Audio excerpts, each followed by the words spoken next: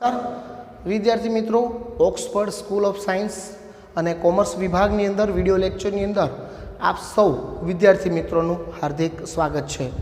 ધોરણ 12 કોમર્સ વિષય છે બીએ વાણિજ્ય વ્યવસ્થા અને સંચાલન।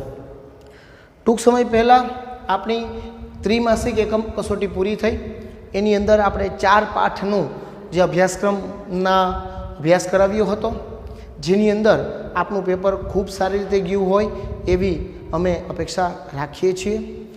હવે પછી આપણો ત્રિમાસિક પરીક્ષા પછીનો જે કોર્સ છે એટલે કે આપણો 5મો પાઠ જે છે એટલે કે કર્મચારી વ્યવસ્થા અને જેને અંગ્રેજીમાં સ્ટાફિંગ તરીકે ઓળખવામાં આવે છે। આ પહેલાં ત્રિમાસિક કોર્સની જે આપણે ચોથો પાઠનો અભ્યાસ કર્યો વ્યવસ્થા તંત્ર, એ પહેલાં આયોજન। વિદ્યાર્થી મિત્રો, ખાસ કરીને સંચાલનના 5 કાર્યો છે। ધંધાકીય એકમના જે ધ્યેયો છે એ ધ્યેયોને સિદ્ધ કરવા માટે જે સંચાલનના નિષ્ણાંત વ્યક્તિઓ છે તેમણે સંચાલનના 5 કાર્યો આપણને કીધા છે। અગત્યના જે 5 કાર્યો છે એમાં સૌથી પહેલું કાર્ય છે કે આયોજન કરવું। ધંધાકીય એકમોમાં કઈ રીતે કાર્ય કરવું, એ કાર્યને અનુરૂપ આયોજન કરવામાં આવે છે। આયોજનને અનુરૂપ વ્યવસ્થા તંત્ર ઊભું કરવામાં આવે છે।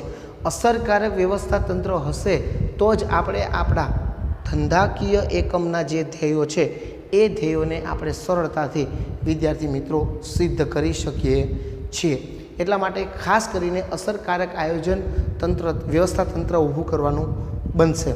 તો આપણે ગયા પાઠની અંદર રેખિક વ્યવસ્થા તંત્ર, કાર્ય અનુસાર વ્યવસ્થા તંત્ર, વૈધિક વ્યવસ્થા તંત્ર, અવૈધિક વ્યવસ્થા તંત્ર, શ્રેણિક વ્યવસ્થા તંત્ર, આવા જુદા જુદા વ્યવસ્થા તંત્રની આપણે વાત કરી અને એમાંય ખાસ કરીને સત્તા સોંપણી અને સત્તા સોંપણીના મૂળભૂત તત્વોની આપણે ચર્ચા કરી।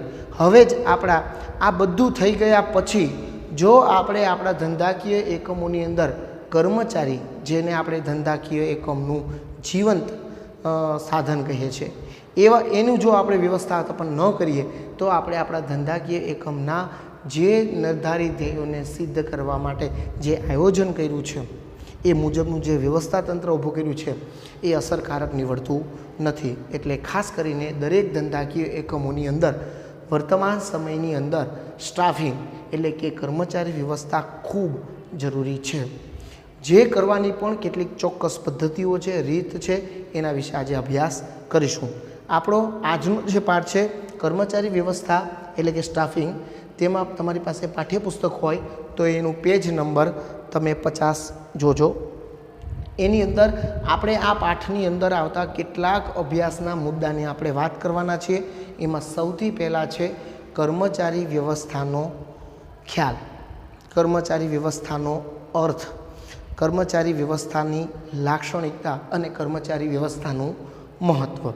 ત્યારબાદનો બીજો જે મુદ્દો છે એ છે માનવ સંસાધન સંચાલનના ભાગ તરીકે કર્મચારી વ્યવસ્થાપન। એની પણ આપણે વ્યવસ્થિત અને વિસ્તારથી ચર્ચા કરશું। ત્યારબાદ કર્મચારી વ્યવસ્થા કઈ રીતે કરી શકાય એની એક પ્રક્રિયા આપણા પાઠ્યપુસ્તકમાં આપી છે।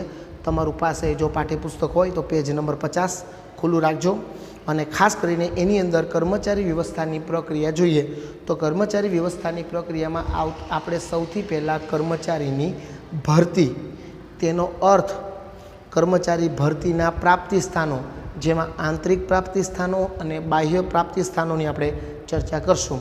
આ ભરતી અંતર્ગત કર્મચારીઓની આપણે પસંદગી કરવાની છે। એ પસંદગીની પ્રક્રિયાની પણ આપણે ખૂબ જ વિસ્તારથી ચર્ચા કરશું। ત્યારબાદ કર્મચારીઓની પસંદગી ભરતી થઈ ગયા બાદ કર્મચારીઓને આપવામાં આવતી તાલીમ અને કર્મચારીના વિકાસને લગતા આપણે કેટલાક ખ્યાલો, તેનું મહત્ત્વ, તેનો અર્થ અને તેનું મહત્ત્વ વિશે જોવાના છે। ત્યારબાદ છેલ્લે કર્મચારીને આપવામાં આવતી તાલીમ અને કર્મચારી માટે કરવામાં આવતા વિકાસલક્ષી કાર્યો, આ બંને વચ્ચેનો આપણે તફાવત જોવાના છીએ। તો ખાસ કરીને પેજ નંબર 49 ઉપર તમે જે જોયું કર્મચારી વ્યવસ્થાપનનું જે પાઠ છે આપણો 5મો પાઠ, એનું એક અભ્યાસક્રમની રૂપરેખા અહીં આપેલી છે। એમાંનો પહેલો મુદ્દો જે છે અને આપણો 5 માર્કનો પરીક્ષામાં પ્રશ્ન પૂછી શકાય એવો પ્રશ્ન આજે આપણે એની ચર્ચા કરવાના છીએ, જેની અંદર પહેલો પ્રશ્ન છે કર્મચારી વ્યવસ્થાનો અર્થ આપી તેના લક્ષણો જણાવો. તો સૌથી પહેલાં કર્મચારી વ્યવસ્થાપનની જરૂર શા માટે છે?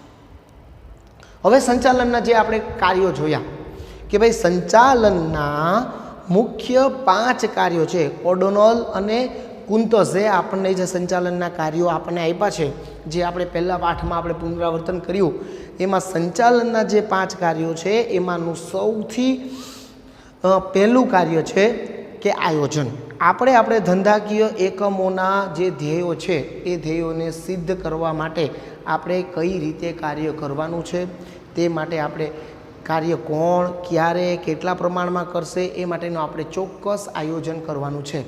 આયોજન વગર કોઈ પણ કાર્ય થઈ શકે નહીં. આયોજન કર્યા બાદ તે મુજબનું વ્યવસ્થા તંત્ર એટલે કે જરૂરી કર્મચારીઓને જરૂરી સત્તા અને જવાબદારી સોંપવાનું વ્યવસ્થા તંત્ર, અસરકારક વ્યવસ્થા તંત્રની રચના કરવામાં આવે છે.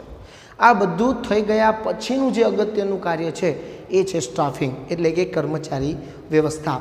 સંચાલનના આમ જોવા જઈએ તો આયોજન, વ્યવસ્થા તંત્ર, કર્મચારી અને સંકલન અને અંકુશ, આ 5 જે કાર્યો છે એમાંનું સૌથી અગત્યના, બધા જ કાર્યો અગત્યના છે, પરંતુ જે કર્મચારી વ્યવસ્થા છે એ કાર્ય પણ ખૂબ જ અગત્યનું છે.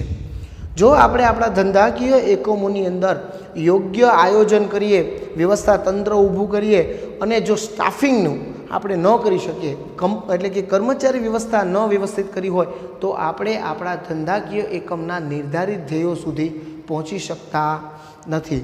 તો આજે આપણે આપણો જે પાંચમો પાઠ છે કર્મચારી વ્યવસ્થા એટલે કે સ્ટાફિંગ, જેની આજે આપણે વિસ્તારથી ચર્ચા કરવાના છીએ. પરંતુ આજે આપણા અભ્યાસનો એક જ મુદ્દો છે કે કર્મચારી વ્યવસ્થાનો અર્થ, તેનો ખ્યાલ અને કર્મચારી વ્યવસ્થાના લક્ષણો.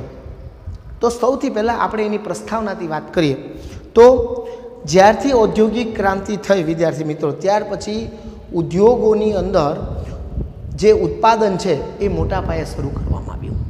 પણ મોટાભાગના જે ઉત્પાદકો છે એ શું વિચારે છે કે ઓછામાં ઓછો ઉત્પાદન ખર્ચ થાય અને વધુમાં વધુ નફો કેવી રીતના મળે એ જોવાનું છે. પરંતુ ત્યારના જે સંચાલકો હતા તે પોતાની કોઠાહૂજ અને જૂની પુરાણી પદ્ધતિ પ્રમાણે કાર્ય કરતા હતા. પરંતુ આજના જે સંચાલકો છે એ સંચાલકો પોતાના વ્યવસાયની અંદર વ્યવસાય શિક્ષણ મેળવેલા, એટલે કે ખાસ કરીને MBA, BBA, આ બધી જે ડિગ્રીઓ, વ્યવસાયિક ડિગ્રીઓ છે એ મેળવીને સંચાલક બન્યા છે. અને એ લોકોને ખરેખર ખબર પડી જાય છે કે જો ધંધાકીય એકમોની અંદર આપણે લાંબા ગાળા સુધી મહત્તમ નફો મેળવવો હોય, આપણા ધંધાકીય એકમોને ટકાવી રાખવું હોય, તો કર્મચારીઓનું શોષણ અટકાવી કર્મચારી જે ધંધાકીય એકમનું જીવંત સાધન છે એની વ્યવસ્થાપન કરવું ખૂબ જરૂરી છે. એટલે કે હવે વર્તમાન સમયની અંદર આધુનિક યુગમાં ઔદ્યોગિક ક્રાંતિ થતાં, મશીનરી આવી જતાં આજે ઉત્પાદનનું કાર્ય ખૂબ જ વધ્યું છે. એટલે સૌથી પહેલાં જે કર્મચારીઓનું શોષણ થતું હતું એ શોષણ હવે ધીરે ધીરે અહીં દૂર કરવામાં આવ્યું છે. અને ખાસ કરીને 19મી સદીના અંતમાં કેટલાક આગવી સૂઝ ધરાવતા સંચાલકો એવું માને છે કે ઉત્પાદનમાં જળ સાધન સામગ્રી કરતાં જે લાગણીશીલ કર્મચારી છે તે ખૂબ જ અગત્યનો છે. કારણ કે યંત્રો જે છે એ આપોઆપ ચાલતા નથી, યંત્રોને માનવી દ્વારા ચલાવવામાં આવે છે. આપણે આ પહેલાંના જે પાઠ છે વ્યવસ્થા એમાં જોયું હતું કે તમે તમારા કર્મચારીને જો સાચવશો તો તમારા કર્મચારી તમારું બધું સાચવી શકશે. કારણ કે કર્મચારી કેવો વ્યક્તિ છે? એ લાગણીશીલ વ્યક્તિ છે. અને યંત્ર, મશીનરી એ કેવા છે? એ જળ છે. તમે જેટલું કહેશો એટલું ચાલશે. પરંતુ કોના કહેવા પર ચાલશે? માણસોના કહેવા પર ચાલશે. વિદ્યાર્થી મિત્રો, આના માટે હું એવું ઉદાહરણ આપી શકું કે અમે જ્યારે કોલેજ કરતા હતા ત્યારે અમે એક એમ્બ્રોઇડરી કંપનીની અંદર કામ કરતા હતા. ત્યારે મોટા મોટા યંત્રો હતા. એ યંત્રો લાખો રૂપિયાનું ઉત્પાદન કરે, પણ એ યંત્રો ચલાવવા માટેના જે અમે કર્મચારીઓ હતા ને એના ઉપર અમે આધાર રાખતા હતા. અમે આખા 6 કલાકનું જે કામ છે એ 1.5 કલાકમાં ઉત્પાદન કરી લેતા હતા. એ યંત્ર સાથે 6 કલાક યંત્ર ચલાવીએ, બરાબર, તો જેટલું ઉત્પાદન થાય એટલું ઉત્પાદન અમે 1.5 કલાકમાં યંત્ર સાથે કરતા હતા, પરંતુ એ અમારી આવડતને કારણે. હવે જો એવી 1.5 કલાક જો અમે એ 1.5 કલાકનું કામ જે અમે કર્યું એ જ કાર્ય જો અમે 6 કલાક કરીએ તો કેટલું ઉત્પાદન થાય? અનેક ગણું ઉત્પાદન થાય, 3 ગણું ઉત્પાદન થાય, 4 ગણું ઉત્પાદન થાય. પરંતુ એ કર્મચારી વ્યવસ્થાની સ્ટાફિંગ સિસ્ટમ ઉપર આધાર રાખે. ધંધાધીરી એકમના જે સંચાલક છે એ કર્મચારી સાથે લાગણીભર્યા સંબંધો હોય તો 100% કર્મચારી જો અનુભવી હોય તો એ ઉત્પાદનની કાર્યક્ષમતામાં વધારો કરી શકે છે. ખાસ કરીને કર્મચારી વ્યવસ્થાની આપણે વાત કરીએ તો કર્મચારી વ્યવસ્થાનો અર્થની વાત કરીએ તો કર્મચારીઓની ભરતી કરવી, તેમની ભરતી અને અનુરૂપ કંપનીઓમાં કર્મચારીઓની પસંદગી કરવી, તેમને કંપનીઓમાં જરૂરી તાલીમ આપવી, તેમની બઢતી આપવી, તેમને નિવૃત્તિ અને નિવૃત્તિ બાદના જે કાર્યો છે એ હાથ ધરવા એટલે કર્મચારી વ્યવસ્થા એવું કહેવામાં આવે છે. ધંધાકીય એકમની અંદર જે જીવંત સાધન છે, યંત્ર સામગ્રી તો જળ છે, એને આપોઆપ ચાલતા નથી. એ કોણ ચલાવે છે? તો કે કર્મચારી ચલાવે છે. તો આવા કર્મચારીઓની યોગ્ય જગ્યાએ યોગ્ય લાયકાત ધરાવતા, જુઓ પહેલાં આવું નહોતું, કોઈ પણ વ્યક્તિ ગમે એ કાર્ય કરી શકતો હતો, પરંતુ હવે એવું નથી. હવે યોગ્ય જગ્યાએ યોગ્ય વ્યક્તિની શું કરવાની? તો કે ભરતી હાથમાં ધરવાની. ભરતી હાથમાં ધર્યા પછી યોગ્ય કર્મચારીની પસંદગી કરવાની. એ કર્મચારીની પસંદગી કર્યા પછી આજના આધુનિક યુગમાં જેમ જેમ યુગની અંદર ધંધાકીય એકમોની અંદર પરિવર્તન આવે એ પરિવર્તનો સ્વીકારી એ પરિવર્તનને અનુરૂપ કર્મચારીઓને જરૂરી તાલીમો આપવી. કર્મચારીઓ જેમ જેમ જૂના થાય તેમ તેમ એની કાર્યક્ષમતામાં વધારો થાય અને તેમ તેમ એ ધંધાકીય એકમના ઉપરી સ્તરે જો એને આપણે બઢતી આપવામાં આવે તો એનાથી ધંધાકીય એકમની અંદર કાર્યક્ષમતામાં, ઉત્પાદકતામાં અને ઘણી બાબતોમાં ફેરફાર થાય, એટલે કે ફાયદો થાય, વિકાસ થાય. તો એવા કર્મચારીઓને બઢતી આપવી. એટલું જ નહીં, કર્મચારીઓની વય નિવૃત્તિ અને વય નિવૃત્તિ બાદ પણ કર્મચારીને યોગ્ય રીતે આપણે જે કેટલીક એના વિકાસલક્ષી યોજનાઓ કે કાર્ય કરી શકે એ માટેના કાર્યો હાથ ધરવા એટલે કર્મચારી વ્યવસ્થાપન. મોટા ભાગે કર્મચારી જ્યારે ધંધાકીય એકમમાં કાર્ય કરતો હોય છે ત્યારે ધંધાદારી જે સંચાલકો છે એ લોકો દ્વારા કંપનીના જે કર્મચારીઓ માટે EPF, પ્રોવિડન્ટ ફંડ, પેન્શન આની વ્યવસ્થા કરવામાં આવે છે. આજે ખાનગી ક્ષેત્રોમાં પણ ધંધાકીય એકમની અંદર જેમ સરકારી ક્ષેત્રોને પેન્શન મળે છે, પ્રોવિડન્ટ ફંડ મળે છે, એવી તમામ પ્રકારની સગવડો આજે ખાનગી ક્ષેત્રના અધિકારીઓને પણ મળે છે. એના માટે સંચાલકોએ દરેક કર્મચારીની માહિતી ભેગી કરી એમના પગારમાંથી અમુક ટકા પગાર કાપી એમાં ધંધાકીય સંચાલકો કેટલોક ટકા પગાર ઉમેરી ને જે કર્મચારી છે એનું PFનું કે પ્રોવિડન્ટ ફંડનું ખાતું ખોલાવી દે છે, એમાં જમા કરાવી છે. જ્યારે આ કર્મચારી 58 વર્ષ કે 60 વર્ષનો થાય અને ત્યારે એ જ્યારે નિવૃત્ત થાય ત્યાર પછી તેને નિવૃત્તિ બાદ પણ આ પેન્શન આજીવન માટે જ્યાં સુધી મૃત્યુ ન થાય ત્યાં સુધી મળી શકે એ માટેના જે સંચાલકો દ્વારા કાર્યો હાથ ધરવામાં આવે છે એને આપણે કર્મચારી વ્યવસ્થા કરવામાં આવે છે. જો વિદ્યાર્થી મિત્રો આજે દરેક ધંધાકીય એકમ હોય પોતાના નિર્ધારિત ધંધાકીય એકમોના નિર્ધારિત જે ધ્યેયો છે એને સિદ્ધ કરવા માટે આ સંચાલનના 5 કાર્યોને હાથ ધરવા ખૂબ જરૂરી છે, જેની અંદર ખાસ કરીને સંચાલનમાં આયોજન કરવું, આયોજન મુજબ વ્યવસ્થા તંત્ર ઊભું કરવું, વ્યવસ્થા તંત્ર ઊભા કર્યા બાદ તેમાં યોગ્ય કર્મચારીઓની બઢતી પસંદગી કરવી, તેમને બઢતી આપવી, એને તાલીમ આપવી ખૂબ જરૂરી છે. એટલે યોગ્ય રીતે કર્મચારી વ્યવસ્થાપન થાય એ ખૂબ જ જરૂરી છે. વિદ્યાર્થી મિત્રો, એ તો આજના ઔદ્યોગિક સમયની અંદર, આધુનિક યુગની અંદર આ કર્મચારી વ્યવસ્થાપનનો ખ્યાલ સ્વીકારવામાં આવ્યો છે. આ પહેલાં તો કર્મચારીઓનું શોષણ જ કરવામાં આવતું હતું. કર્મચારીઓ પાસે જેટલું એને વળતર આપવામાં આવે છે એના કરતાં દોઢું કામ કરવામાં આવતું હતું. કર્મચારીઓને ગમે ત્યારે છૂટા કરી દેવામાં આવતા હતા. કામ કરતાં એને ઓછામાં ઓછું એને મહેનતાણું આપવામાં આવતું હતું. ત્યારે કર્મચારીનું ખરેખર શોષણ થતું હતું. જો આ બાબતની આપણે વિદ્યાર્થી મિત્રો ચર્ચા કરીએ તો અગાઉ કર્મચારી વ્યવસ્થાપન થતું હતું. વ્યવસ્થાપન નહોતું થતું એમ નહીં, કર્મચારી વ્યવસ્થા થતી હતી, પરંતુ કર્મચારીઓની નિમણૂક પૂરતું જ મર્યાદિત હતું. જે કાર્ય કર્મચારી વ્યવસ્થાનું જે કાર્ય હતું એ માત્ર કર્મચારીની નિમણૂક પૂરતું જ મર્યાદિત હતું. પરંતુ આજના આધુનિક યુગમાં હવે આ કર્મચારી વ્યવસ્થાનો જે ખ્યાલ છે એ કર્મચારી વ્યવસ્થાના ખ્યાલને વિશાળ અર્થમાં જોવામાં આવ્યો છે. એટલે માત્ર કર્મચારીની નિમણૂક પૂરતું જ જે અગાઉ કર્મચારી વ્યવસ્થાપન કરવામાં આવતું હતું એના કરતાં હવે વિદ્યાર્થી મિત્રો વિશેષ ધ્યાન આપવામાં આવે છે. જેમાં કર્મચારીઓની બઢતી આપવી, કર્મચારીને જરૂરી તાલીમ આપવી, કર્મચારીને કેળવવા શબ્દ એટલા માટે વાપરવામાં આવે છે કે ઘણી વખત ધંધાકીય એકમોમાં કર્મચારીઓની ફેરબદલી થતી હોય છે. તેનો અર્થ એમ થાય છે કે કોઈ પણ ધંધાકીય એકમ પોતાના કર્મચારીને કેળવી શકતો નથી, એટલે જ કર્મચારી ફેરબદલી કરતા હોય. બરાબર. આજની હું મારી ઉદાહરણ આપું તો હું અહીંયા ઓક્સફર્ડ સ્કૂલમાં નોકરી કરું છું. હવે કોઈ બીજો નવી સ્કૂલ આવે અને એ મને ઓક્સફર્ડ સ્કૂલ કરતાં વધારે પગાર આપે તો હું ત્યાં આવી જાઉં. મને તો મારા કાર્યનો સંતોષ જોતો હોય. એટલે ખાસ કરીને કર્મચારીઓને કેળવવા ખૂબ જરૂરી છે. એમાં ખાસ કરીને સારા કર્મચારીને, જે કર્મચારીઓએ ધંધાકીય એકમમાં લાંબા સમયથી કામ કરતા હોય એ કર્મચારીઓને ધંધાકીય એકમની બધી જ પરિસ્થિતિઓનો અનુભવ હોય છે. એટલે એવા કર્મચારીઓને કેળવવા એ સંચાલકની પ્રથમ જવાબદારી બને છે વ્યવસ્થા તંત્રની અંદર. એટલે ખાસ કરીને અગાઉ જે કર્મચારી વ્યવસ્થાની અંદર માત્ર કર્મચારીની નિમણૂક પૂરતું જ કર્મચારી વ્યવસ્થા તંત્ર કરવામાં આવતું હતું, પરંતુ વર્તમાન સમયમાં જે આધુનિક યુગની અંદર ઉત્પાદન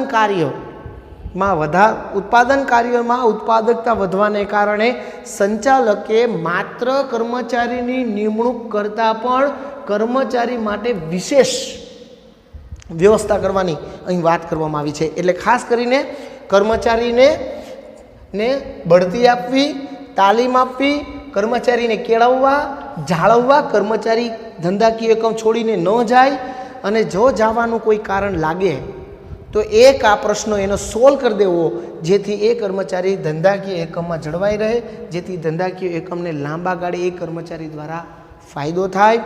આ ઉપરાંત કર્મચારી નિવૃત્ત થાય ત્યારે નિવૃત્તિ બાદની તમામ પ્રક્રિયા વર્તમાન સમયમાં કર્મચારી વ્યવસ્થા તંત્રની અંદર ખાસ કરીને હાથ ધરવામાં આવે છે.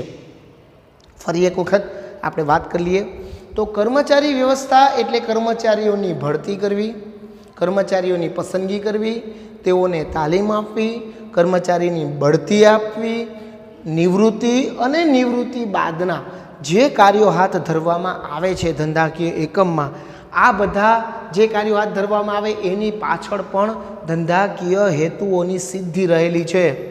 કારણ કે કંપનીની અંદર કે ધંધાકીય એકમની અંદર કેળવાયેલો, જળવાયેલો કર્મચારી જો લાંબા સમય સુધી કામ કરે તો એની કાર્યક્ષમતામાં વધારો થાય છે, એના કૌશલ્યમાં વધારો થાય છે, જેનો તમામ ફાયદો ધંધાકીય એકમની કાર્યક્ષમતામાં કે ઉત્પાદકતા ઉપર થાય છે, જેથી ધંધાકીય એકમના અસ્તિત્વ માટેનો જરૂરી જે હેતુ છે નફાનો એ સિદ્ધ થઈ શકે છે. એટલા માટે આ બધા કર્મચારી વ્યવસ્થાના કાર્યો હાથ ધરવામાં આવે છે. ખાસ કરીને અગાઉના સમયમાં કે જ્યારે આ આધુનિક યુગ નહોતો તે સમયે માત્ર કર્મચારી વ્યવસ્થામાં કર્મચારીની નિમણૂક કરવી, અહીં જ કર્મચારી વ્યવસ્થાનું સમાપ્ત થઈ જતું હતું. પરંતુ હવે આ ખ્યાલને વર્તમાન સમયના જે સંચાલકો છે, જે સૂઝબૂઝવાળા સંચાલકો છે, એ લોકોએ અહીં અટકી જતા નથી, માત્ર કર્મચારીની ભરતી કે નિમણૂકથી અટકી જતા નથી, પરંતુ કર્મચારીની ભરતી કરવાથી લઈ કર્મચારી નિવૃત્ત થાય ત્યારબાદ પણ એને તમામ પ્રકારની સારી સગવડો મળે તો મને મારું ભવિષ્ય ક્લિયર હોય કે ભાઈ આ સંસ્થાએ જે ઓક્સફર્ડ સ્કૂલ છે એણે મારા ભવિષ્યને ધ્યાનમાં રાખીને મારું પ્રોવિડન્ટ ફંડનું ખાતું ખોલી દીધું છે, તો હું ખૂબ જ લાગણીથી અને ભાવનાથી કાર્ય કરું. જો એવું ન કર્યું હોય તો હું કામ પૂરતું કામ જ કરું, મને પગાર આપે એટલું જ કામ કરું, પણ એવું નથી. કર્મચારી જે છે એ લાગણીશીલ માણસ છે, એ સ્વાભિમાની વ્યક્તિ છે, જીવંત સાધન છે. આવા જીવંત સાધનને યોગ્ય રીતે જો વ્યવસ્થા કરવામાં આવે તો વિદ્યાર્થી મિત્રો ધંધાકીય એકમની અંદર ફાયદો થવાની ઘણી શક્યતા રહેલી છે. એટલે અગાઉ કર્મચારી વ્યવસ્થામાં જે કર્મચારીની નિમણૂક પૂરતી જ મર્યાદિત હતું, પરંતુ હવે આ ખ્યાલને વિશાળ અર્થમાં, કર્મચારી વ્યવસ્થાનો જે ખ્યાલ છે એને વિશાળ અર્થમાં જોઈએ તો કર્મચારીની બઢતી આપવી, કર્મચારીને પહેલાં એવું હતું કે હવે પહેલાં પોલીસ વિભાગની એવું હતું કે કોઈ પણ વ્યક્તિ છે એ પોલીસ વિભાગની અંદર એક હેડ કોન્સ્ટેબલથી આવે અને પીઆઈ અને સુધી એસપી સુધી પહોંચતા હતા. શા માટે? એમને એમનું કાર્ય જોઈને એમને બઢતી આપવામાં આવતી હતી. આજે પણ એવી રીતના છે, પરંતુ મોટા ભાગની જે મોટી મોટી ક્લાસ 1 અધિકારીની પોસ્ટ છે, પીઆઈની છે, એના માટે સ્પેશિયલ પ્રકારની પરીક્ષાઓ લેવામાં આવે છે કે એવી લાયકાતવાળા જીપીએસસી ક્લાસ 1 પરીક્ષા પાસ કરેલી એવા લાયકાતવાળા કર્મચારી મળે તો એવી એના માટેની યોગ્ય ભરતી કે નિમણૂક કરવામાં આવે છે. ટૂંકમાં અગાઉ જે માત્ર કર્મચારીની નિમણૂક પૂરતું જ હતું, પરંતુ હવે એ ખ્યાલ વિશાળ અર્થમાં જોઈએ તો બઢતી, તાલીમ, કર્મચારીઓને ધંધાકીય એકમની અંદર કેળવવા, લાંબો સમય સુધી ધંધાકીય એકમમાં જાળવી રાખવા, એને નિવૃત્ત થાય ત્યારબાદ પણ એને જુદી જુદી સેવાઓનો લાભ મળે, એ બધી જ બાબતો વિચારવામાં આવે છે. ખાસ કરીને આ બધા જ અત્યાર સુધી આપણે જેટલી ચર્ચા કરી એ બધા જ ચર્ચાઓનો એક નાનકડો ખ્યાલ લઈએ તો આપણે કર્મચારી વ્યવસ્થાનો જો કોન્સેપ્ટ જોઈએ તો એમાં એમ કીધું છે કે કર્મચારી વ્યવસ્થા એટલે ધંધાકીય એકમ માટે જરૂરી, આપણા ધંધાકીય એકમમાં કયા એ કર્મચારી ખૂબ જરૂરી છે, કયા કર્મચારી કયા વિભાગની અંદર કાર્ય કરી શકે છે, તેમની પાસે કયા કાર્યો કરવાની શક્તિ છે, કયા કાર્ય કરવાની આવડત છે, કયા કાર્ય પ્રકારની સૂઝ છે, એ જ સંચાલકે જોઈ એવા કર્મચારીઓને ધંધાકીય એકમમાં આપણે મેળવવાના, એની યોગ્ય રીતે ભરતી કરવાની, એ ભરતી થઈ ગયા પછી એને કેળવવાના, એને તાલીમ આપવાની, એની ગુણવત્તામાં વધારો કરવાનો, એના કાર્યમાં વધારો કરવાનો, એની કાર્યક્ષમતા કઈ રીતે વધે એવા જરૂરી પ્રયત્ન કરવાના અને એને ધંધાકીય એકમમાં જાળવી રાખવાના. અને સાથે આ બધી બાબતોને કર્મચારી વ્યવસ્થા સાથે સંબંધ છે એવું કર્મચારી વ્યવસ્થાના ખ્યાલ કહે છે.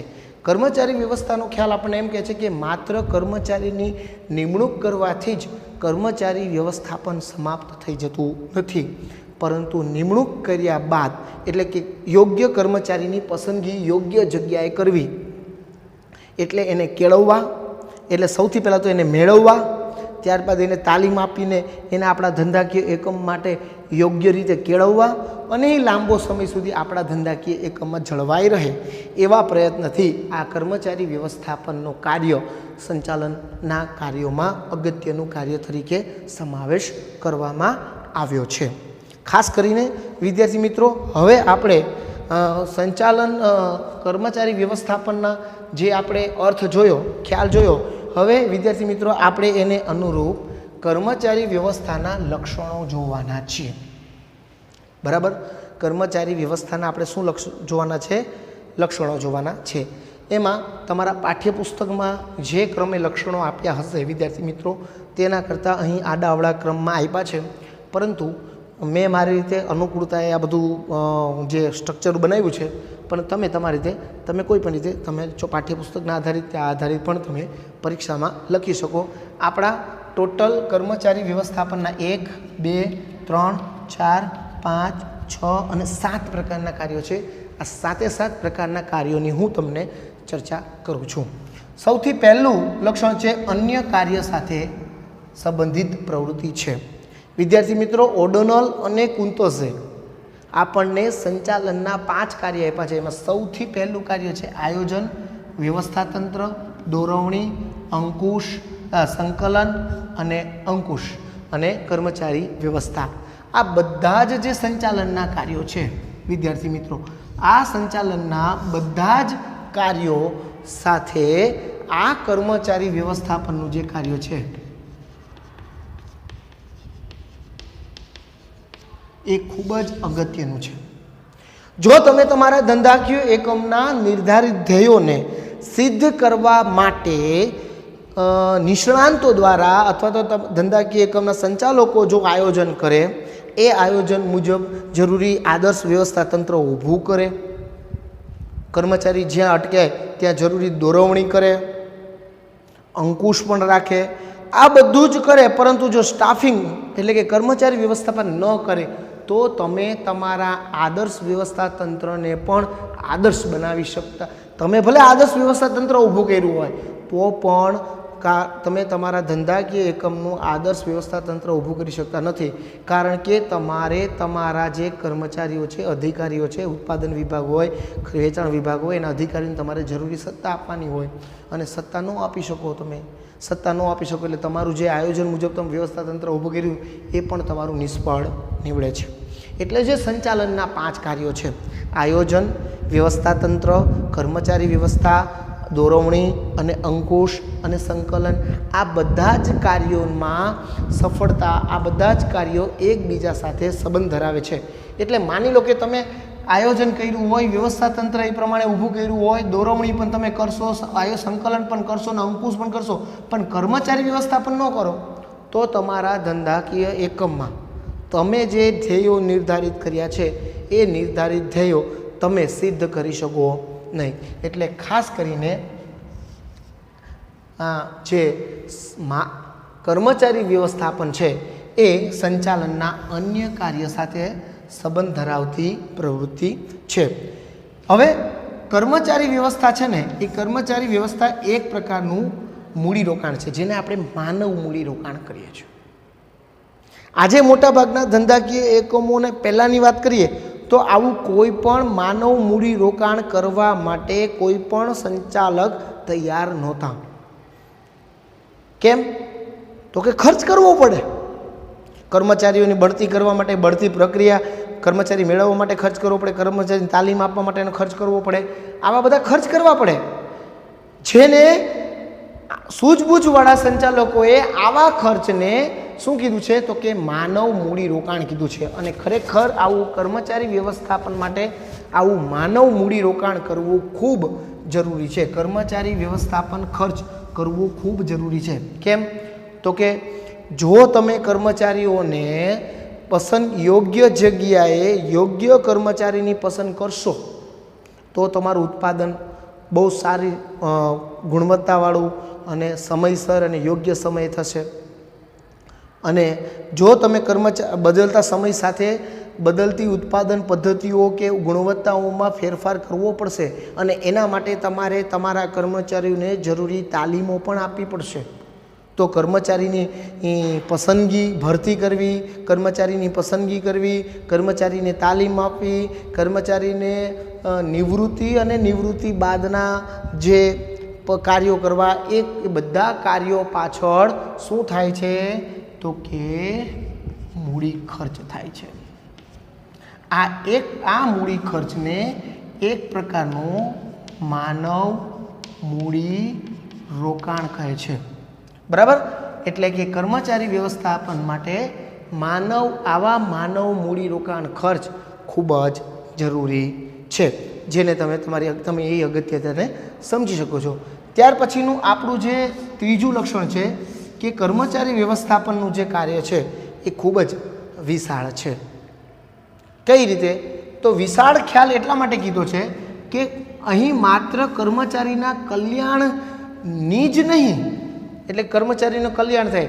વર્તમાનમાં તો કર્મચારી ધંધાકીય એકમમાં કામ કરે છે એટલે એમને એમના કાર્ય અનુસાર એમને આવક પ્રાપ્ત થાય, એમને કાર્યનો સંતોષ થાય, એ તો અગત્યનું છે. પણ સાથે સાથે આ કર્મચારીઓને આપણા ધંધાકીય એકમની પ્રવૃત્તિ સાથે કઈ રીતે કેળવવા. આજે દરેક સંચાલક એમ જ વિચારે છે કે સારામાં સારું ને યોગ્ય ગુણવત્તાવાળી વસ્તુ ઉત્પાદન કરીને બજારમાં મૂકવું, પરંતુ આ વિચાર તો સંચાલકનો છે. સંચાલક જેવું વિચારે છે એવું કામ એને કર્મચારી પાસે કરવું હોય તો કર્મચારીને કેળવવા પડે.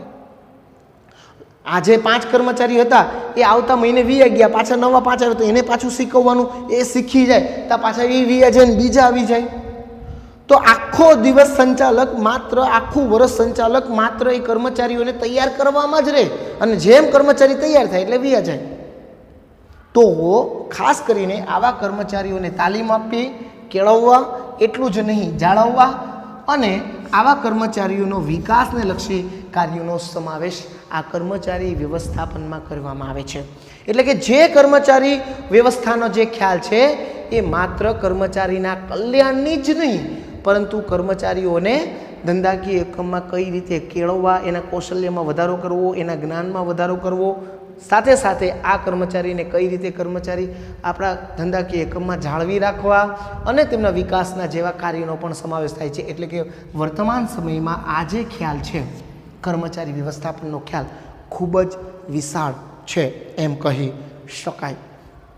ત્યાર પછી જે કર્મચારી વ્યવસ્થાનો ખ્યાલ છે ને એ માનવ સંબંધિત પ્રવૃત્તિ છે. મેં તમને પાઠ આ લેક્ચરની શરૂઆતમાં કીધું હતું કે ધંધાકીય એકમમાં 2 પ્રકારના સાધન છે. એક જીવંત સાધન છે જેને આપણે કર્મચારી કહી શકીએ છીએ, અને એક જીવંત સાધન નથી જેને યંત્ર સામગ્રી છે, એ જળ છે, એ પોતે ચાલતા નથી, એને ચલાવવા માટે કર્મચારીની જરૂર પડે છે. આ કર્મચારી જે હોય એ ઉત્પાદનનું જીવંત સાધન છે, લાગણીશીલ છે, સ્વાભિમાની છે, એવી ભાવના કેળવે. એટલે હંમેશા આ કર્મચારીઓ સાથે સંચાલકે માનવતા ભર્યું અને પ્રેમાળ વાતાવરણ કરવું. કર્મચારી કાંઈ પણ ભૂલ કરે તો એને માત્ર આખો દિવસ ખીજા ન કરાય, એને સમજાવાય, પ્રેમથી બેસાડાય, એને શીખાડાય કે ભાઈ આમ નહીં કરે, આમ કરજે. તો એ પણ લાગણીશીલ છે. માનવી લાગણીનો ભૂકો હોય છે, સ્વાભિમાની હોય છે, એને કોઈ કહી જાય માનવીને ન ગમે. એટલે હંમેશા બધાની વચ્ચે ન ખીજાવું, જરૂર પડે તો એને એકલાને બોલાવીને કહેવાય કે જો તારા કારણે મને આટલું નુકસાન થયું છે, એટલે ઓલો સમજાવ, મારા કારણે મારા શેઠને આટલું નુકસાન થયું, મારા સંચાલકને આટલું નુકસાન થયું, તો હવે હું આવું ક્યારેય ન કરું. એટલે માનવી હંમેશા લાગણીશીલ અને સ્વાભિમાની વ્યક્તિ છે. આવા માનવી, આવા કર્મચારીઓ સાથે હંમેશા આપણે કેવું વર્તન કરવું જોઈએ? માનવતાવાળું વર્તન કરવું જોઈએ. એટલે કે ધંધાકીય એકમની અંદર બધી જ જગ્યાએ માત્ર દિમાગથી જ નહીં, પરંતુ ક્યારેક આપણે આપણા હૃદયથી પણ વિચારવું જોઈએ, કર્મચારીની લાગણીઓને પણ સમજવી જોઈએ, એના સ્વાભિમાનને પણ ઠેસ ન પહોંચે ધ્યાન રાખવું જોઈએ. એટલે કર્મચારી વ્યવસ્થાપનની પ્રવૃત્તિ જે છે એ માનવ સંબંધિત પ્રવૃત્તિઓ કહી શકાય છે. હવે જે સંચાલકીય આ કર્મચારી વ્યવસ્થાપનની પ્રવૃત્તિ છે ને એ ધંધાકીય એકમની પ્રવૃત્તિઓને ગતિશીલ બનાવે છે. યોગ્ય જગ્યાએ યોગ્ય કર્મચારીની વ્યવસ્થા કરવાથી ધંધાકીય એકમની પ્રવૃત્તિઓ ગતિશીલ બને છે. તમે જેમ કહો છો કે એકને એક કાર્ય કરવાથી જે કાર્યની અંદર તમે કુશળ થઈ જાઓ છો, જેને આપણે આપણી ભાષામાં વિશિષ્ટીકરણ કહીએ છીએ, એ ખૂબ જરૂરી છે.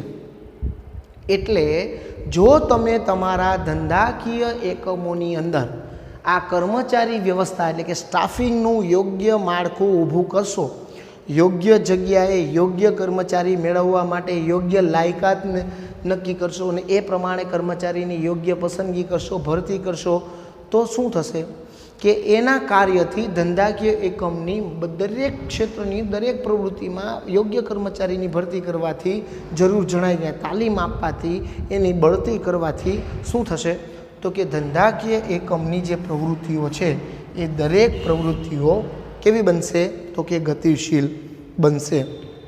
ત્યાર પછી આ જે મેં વાત કરી કે ધંધાકીય પ્રવૃત્તિ વ્યવસ્થાપનની જે પ્રવૃત્તિ છે એ કાયમી પ્રવૃત્તિ છે. ધંધાકીય એકમની શરૂઆત થાય ત્યારથી લઈને જ્યાં સુધી ધંધાકીય એકમનું અસ્તિત્વ રહે ત્યાં સુધી આ ધંધાકીય એકમની અંદર કર્મચારી વ્યવસ્થાનું કાર્ય કરવું પડે છે. એ 100% છે. એટલે ધંધાકીય એકમની શરૂઆતથી જ્યાં સુધી ધંધાકીય એકમનું અસ્તિત્વ ટકી રહે ત્યાં સુધી તમારે કાયમી આ પ્રક્રિયા એટલે કે કર્મચારી વ્યવસ્થા એટલે કે સ્ટાફિંગનું કાર્ય કરવું પડે છે. ત્યાર પછીનું જે આનો છેલ્લો અને 7મો મુદ્દો છે સંચાલનની અગત્યની પ્રક્રિયા, એટલે કે સંચાલનના જે 5 કાર્યો છે, આયોજન, વ્યવસ્થા તંત્ર, કર્મચારી વ્યવસ્થા, દોરવણી અને અંકુશ કે સંકલન, આ બધા જ કાર્યો જેમ અગત્યના છે સંચાલનની અંદર, તેમ કર્મચારી વ્યવસ્થાનું કાર્ય પણ અગત્યનું છે.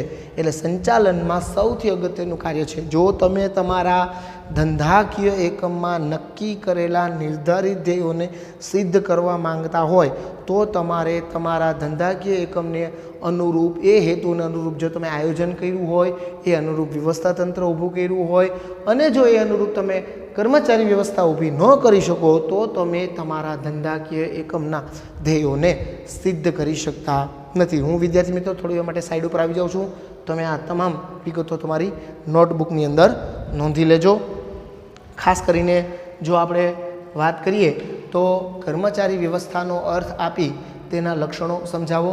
એમાં ખાસ એનો અર્થ જોયો તો એ કર્મચારીઓની ભરતી કરવી, પસંદગી કરવી, તેઓને તાલીમ આપવી, બઢતી આપવી અને તેમની નિવૃત્તિ અને નિવૃત્તિ બાદના કાર્યોને હાથ ધરવા, જેને આપણે કર્મચારી વ્યવસ્થા કહીએ છીએ.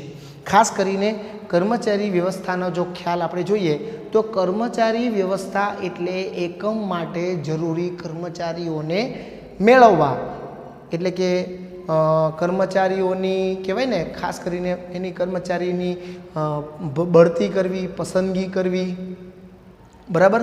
તો એના દ્વારા જરૂરી કર્મચારીઓને આપણે મેળવ્યા બાદ એને જરૂરી તાલીમ આપીને કેળવ્યા બાદ એને ધંધાકીય એકમમાં જાળવી રાખવું, જેથી ધંધાકીય એકમની દરેક પ્રવૃત્તિઓ ગતિશીલ બને. આ બધી જ પ્રવૃત્તિ સાથે કર્મચારી વ્યવસ્થાને સંબંધ ધરાવે છે. અગાઉ માત્ર કર્મચારી વ્યવસ્થામાં કર્મચારીની નિમણૂક પૂરતું જ મર્યાદિત હતું, પરંતુ હવે વર્તમાન સમયની અંદર, આધુનિક સમયની અંદર કર્મચારી વ્યવસ્થાના ખ્યાલને વિશાળ અર્થમાં જોઈએ તો કર્મચારીની બઢતી, તાલીમ આપવી, કેળવવા, જાળવવા, નિવૃત્તિ અને નિવૃત્તિ બાદ તમામ પ્રકારની પ્રક્રિયાનો સમાવેશ કરવામાં આવે છે. ત્યારબાદ આપણે કર્મચારી વ્યવસ્થાના જે લક્ષણો જોયા, એની અંદર ખાસ કરીને સંચાલનના જે અન્ય કાર્યો છે એ અન્ય કાર્ય સાથે સંબંધિત આ સંચાલન વ્યવસ્થાની પ્રવૃત્તિ છે. સંચાલન કર્મચારી વ્યવસ્થામાં જે ખર્ચ થાય છે એ એક પ્રકારનું માનવ મૂડીરોકાણ પણ કહેવામાં આવે છે, જે ખૂબ જ જરૂરી છે, કરવું પડે એવું હોય છે. વર્તમાન સમયમાં જે સંચાલન વ્યવસ્થાની જે ખ્યાલ છે એ ખ્યાલ માત્ર કર્મચારીના કલ્યાણકારી નહીં, પરંતુ કર્મચારીને કેળવવા, કર્મચારીને જાળવવા, કર્મચારીનો વિકાસ કરવાના કાર્ય સાથે સંબંધ છે. એટલે સંચાલનનું જે કાર્ય છે એ વિશાળ પ્રવૃત્તિ છે, માનવ સંબંધિત પ્રવૃત્તિ છે. ઉત્પાદનનું જીવન સાધન હોવાથી એ પણ લાગણીશીલ, સ્વાભિમાન ભાવના ધરાવે છે. એની સાથે આપણે માનવતાભર્યું વર્તન કરવું જોઈએ. આ પ્રવૃત્તિ સતત ગતિશીલ પ્રવૃત્તિ છે, એટલે કે યોગ્ય કર્મચારીની વ્યવસ્થા કરવાથી ધંધાકીય એકમની દરેક પ્રવૃત્તિઓ ગતિશીલ બને છે અને કાયમી પ્રવૃત્તિ છે. ધંધાકીય એકમની શરૂઆત થાય અને જ્યાં સુધી ધંધાકીય એકમનું અસ્તિત્વ ટકી રહે ત્યાં સુધી કર્મચારી વ્યવસ્થા કરવી પડે છે. અને સંચાલનની અગત્યની પ્રક્રિયા છે. સંચાલનના જે 5 કાર્યો છે એમાં સૌથી અગત્યનું કાર્ય છે. વિદ્યાર્થી મિત્રો, આજના આપણે લેક્ચરની અંદર માત્ર 5 માર્કનો એક પ્રશ્ન કે કર્મચારી વ્યવસ્થાનો અર્થ અને કર્મચારી વ્યવસ્થાના લક્ષણોની ચર્ચા કરી. હવે પછી આપણે નેક્સ્ટ પીરિયડમાં આગળ મુદ્દાની ચર્ચા કરશું. તમે ખાસ વિદ્યાર્થી મિત્રો ઘરે રહો, સુરક્ષિત રહો, સ્ટે હોમ, સ્ટે સેફ. આભાર વિદ્યાર્થી મિત્રો.